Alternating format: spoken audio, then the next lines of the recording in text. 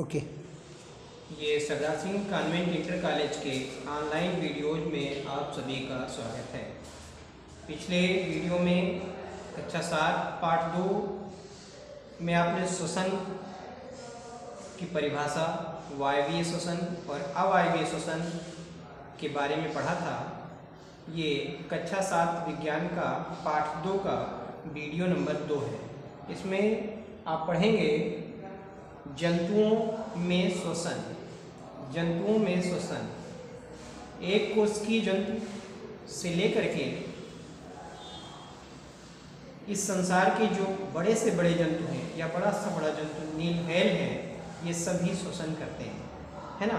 सभी जंतुओं को ऊर्जा की प्राप्ति के लिए, अपनी शारीरिक गतिविधियों के संचालन के लिए ऊर्जा की आवश्यकता होती है और ये ऊर्जा इन्हें श्वसन के फलस्वरूप प्राप्त होती है। सबसे पहले हम एक कोशिकीय जंतु जो अमीबा है उसमें श्वसन किस प्रकार से होता है, इस बात पर चर्चा करेंगे। जंतुओं में श्वसन के अंतर्गत जो सबसे पहला जंतु है वो एक कोशिकीय जंतु अमीबा है। इसमें श्वसन किस प्रकार से होता है, तो पहले अमीबे के बारे में आप जान लें। अमीबा एक कोशिकीय जंतु है और जो जल में पाया जाता है। अमीबा एक कोशिकीय जंतु है जो जल में पाया जाता है और इसमें श्वसन गैसों के सामान्य वितरण के आधार पर होता है। ये अपनी रिक्तिका के माध्यम से शरीर के अंदर जल को लाता है और उस जल की ऑक्सीजन को विसरण के माध्यम से शरीर में सोख लिया जाता है और इसी ऑक्सीजन का उपयोग यह भोजन के विघटन एवं ऊर्जा को मुक्त करने के लिए करता है। जो दूसरा जीव है वो है केंचुआ। केंचुए में श्वसन किस प्रकार से होता है।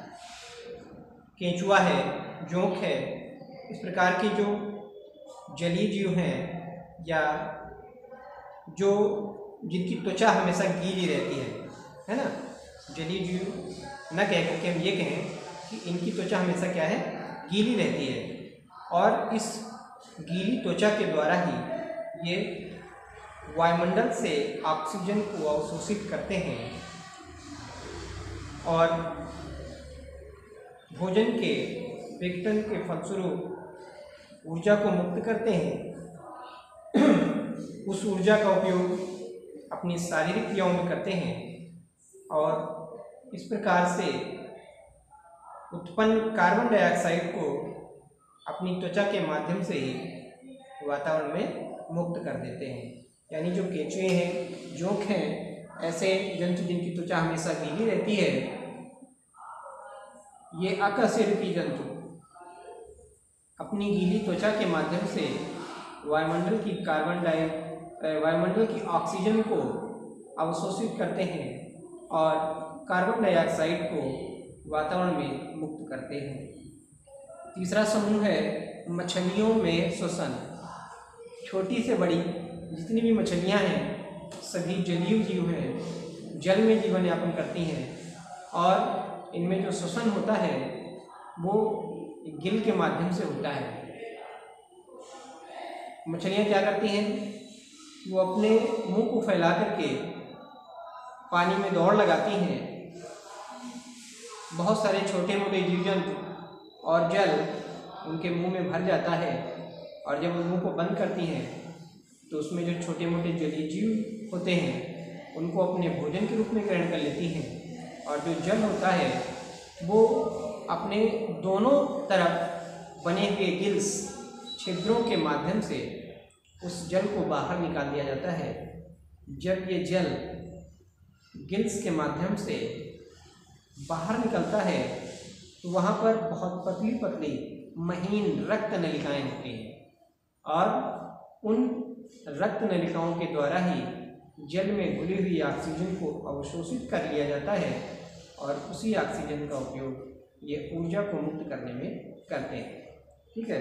तो मछलियों में श्वसन किसके माध्यम से होता है? गिल्स के माध्यम से होता है। और गिल्स में यहाँ पर जो बहुत पतली पतली रक्त नलिकाएँ होती हैं, महीन रक्त नलिकाएँ होती हैं, जिनमें रक्त भरा होता है, और इसी रक्त के माध्यम से यहाँ पर ऑक्सीजन को अवशोषित कर लिया जाता है, जो कि जल में घुलित ऑक्सीजन होती है।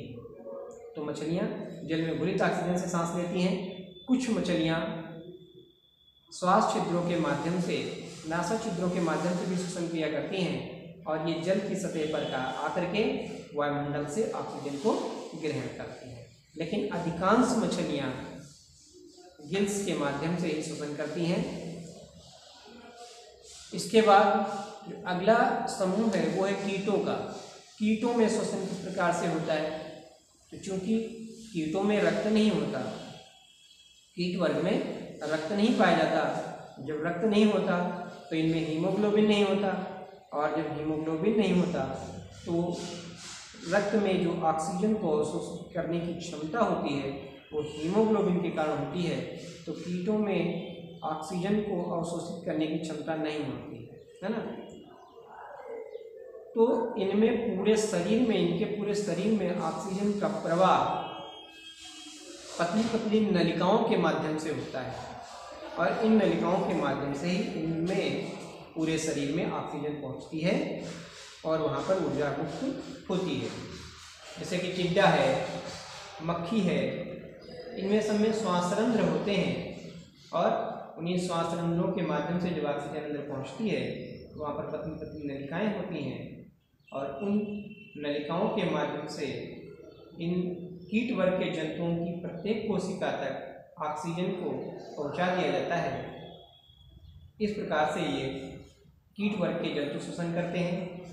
और अगला है मनुष्य में श्वसन, या ये कह सकते हैं कि कशेरुकी जंतुओं में श्वसन।